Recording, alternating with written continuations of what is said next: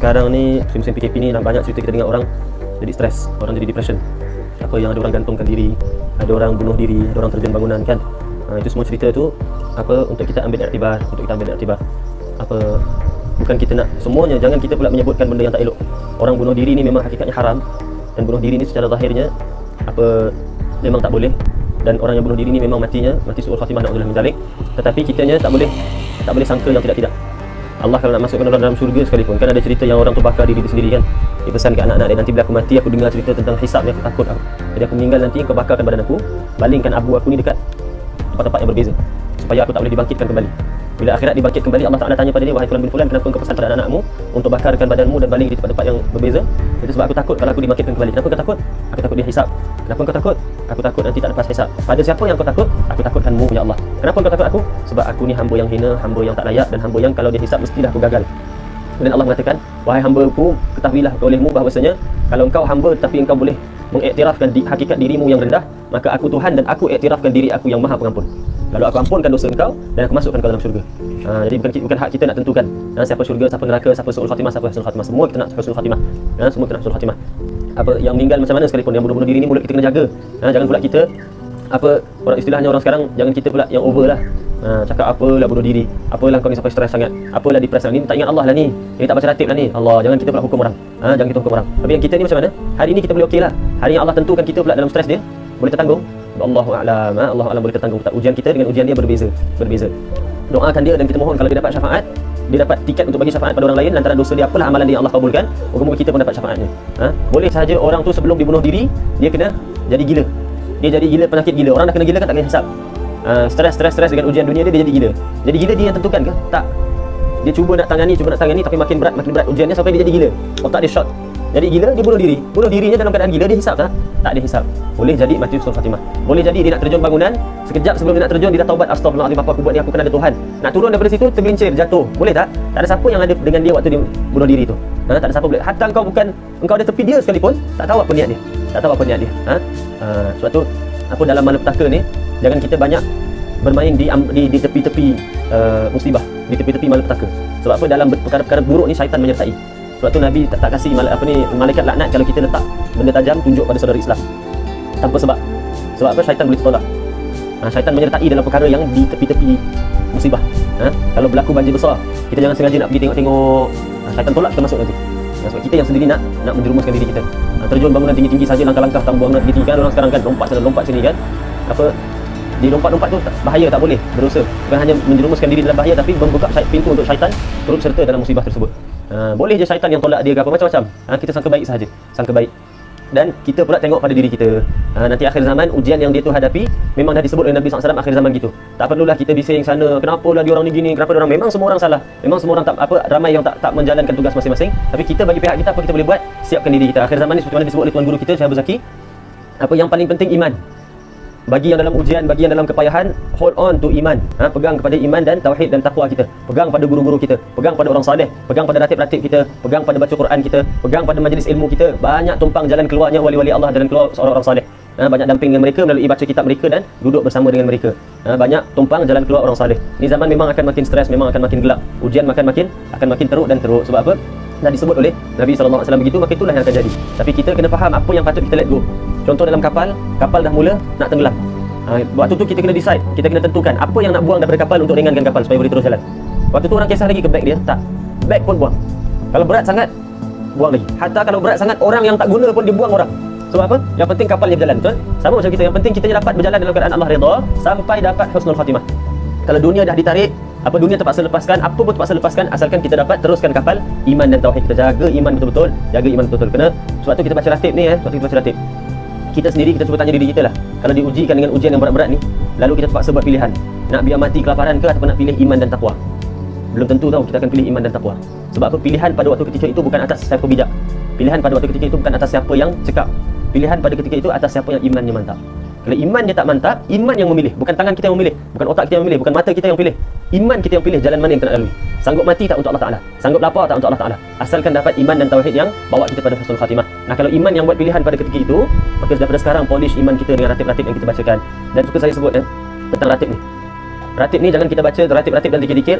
Aku dengar murahkan rezeki, aku dengar bawakan apa pasangan kahwin.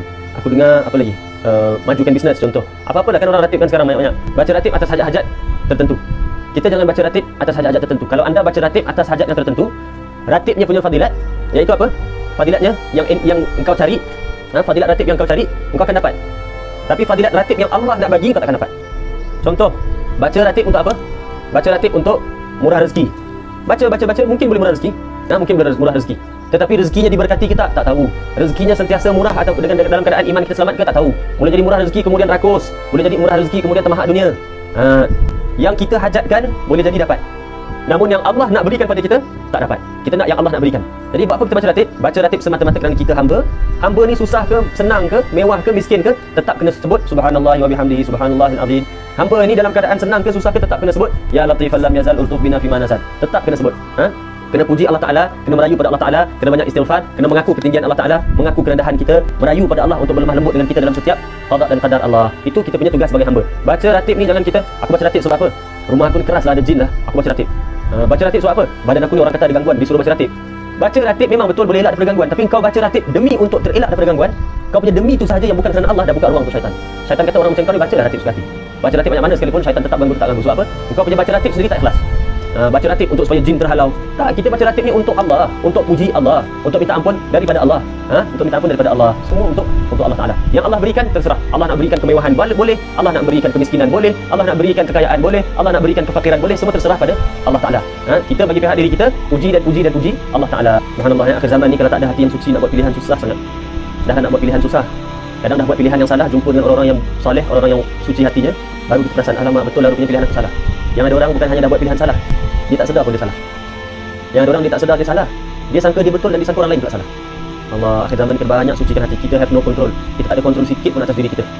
Husnul khatimah pun Allah punya, iman yang baik pun Allah yang punya, pilihan-pilihan yang betul pun Allah, semua Allah yang punya. Lepas kita sebut bismillahirrahmanirrahim wala haula wala quwwata illa billahil azim kan. Dengan nama Allah yang Ar-Rahman Ar-Rahim, kami tak ada daya upaya semuanya melainkan semuanya daripada Allah Ta'ala yang Maha Agung.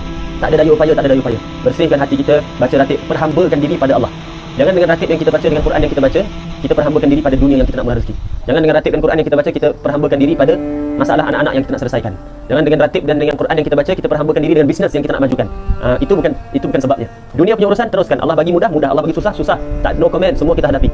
Tapi puji Allah, ratib pada Allah Ta'ala, mentauhidkan Allah Ta'ala, menghambakan diri kita, kena tulus kerana Allah Ta'ala. Hatinya kena suci. Moga-moga Allah bagi kita hati yang suci dan hati yang terang, basirah yang terang untuk nampak perkara-perkara yang hak dan perkara-perkara yang batil. Lalu diberikan kekuatan supaya kita dapat mengikut hak tersebut, diberikan kekuatan supaya kita tidak mengikut kebatilan tersebut. Amin Allahumma amin. Dekatkan diri dengan Allah Ta'ala, dekatkan diri. Kita perlu untuk dekatkan diri dengan Allah Ta'ala. Dalam sibuk akhir zaman punya fitnah ni, dalam perang nanti apa semua, ada orang akan tenang hatinya. Tapi dia perang tak? Perang. Dia bunuh orang tak? Bunuh. Dia dibunuh tak? Dibunuh. Bahkan dia boleh jadi diseksa sekalipun. Tapi dia tenang. Macam para habaib kita. Para habaib dekat Tarim lebih kurang dalam 40 tahun yang lalu, komunis datang daripada Russia. Lebih 40 tahun. Komunis dari Russia datang. Lebih kurang dalam 45 ke 50 tahun. Itu kemuncaknya lah waktu bapa Habib Umar kena culik. Jadi komunis datang ni, mereka ni kena apa tau? Antaranya Habib Salim Syatiri, Habib Salim Syatiri ni dia punya kemaluannya diletakkan besi electrocute on electric. Sampai bukan hanya kemaluannya affected, pinggang ke bawah semua affected. Subhanallah, sampai perutnya besar, tak boleh digest tau. Sebab pengeluarannya tak betul. Sebab ke bawah semua dah rosak. Habis saat Al Idrus, kuku-kukunya semua kena cabut. Diletaknya besi di sini, kepek-kepekkan jarinya, electrocute. Jari habis saat sampai ketua ketak-ketak. Habis saat sampai ketua badannya tak sihat, kencing tak lawas. Bukan sebab apa? Sebab dalamnya dah rosak. Habib Salim Syatiri disebutkan beliau tu sepatutnya meninggal awal. Tapi sebab habaib kata masih perlu akan Habib Salim Syatiri, maka beberapa habaib niat pada Allah Ta'ala untuk infakkan nyawa mereka. Berapa tahun nyawa mereka ni infakkan pada Habib Salim Syatiri untuk umat. Sebab apa? Kalau tak dia dah meninggal lah. Termasuk Habib Sa'ad. Tua sangat, kesian mereka ni. Habib Sa'ad sampai ke tua tak boleh tekun fokus lama-lama. Orang Yaman dia ada gad, makan daun gad. Macam kita daun apa? Sirih orang Yaman ada gad. Gad ni bila makan bagi tenaga. Gad ni tak elok. Ada ulama makruhkan, ada ulama haramkan. Sebab apa? Kadang dia boleh buat mabuk sikit. Kalau tak sampai mabuk pun buruk, kotor sebab dia kumpul gad. Habib Sa'ad paksa ambil sikit. Badannya lemah, tak tahan. Nak tahan juga badan untuk apa? Nak hasilkan kitab-kitab. Habib Sa'ad meninggal dunia waktunya dah masuk waktu Qiyamul Lail dan meninggalnya waktu pegang Ihya Ulumuddin. Allah, tenang tak mereka? Tenang. Habib Salim Syatiri ni semua duduk dalam penjara bertahun-tahun. Dapat keluar, lari daripada penjara, terus pergi dekat satu tempat rumah ni menyorok. Polis cari. Nyorok dalam tu bukan boleh keluar beli makanan tak ada, kelaparan apa semua duduk dalam tu. Orang cari tak jumpa. Sampai dapat jalan lari ke Tarim buat apa? Ni badan dah tak sihat tau. Lari ke Tarim buat apa? Habib Salim Syatiri terus buka ubat Tarim balik. Habib Sa'ad Al-Idrus terus buka Gubah Abu Murayyim. Gubah Abu Murayyim yang menghasilkan hafiz Quran yang macam siapa? Macam Habib Omar.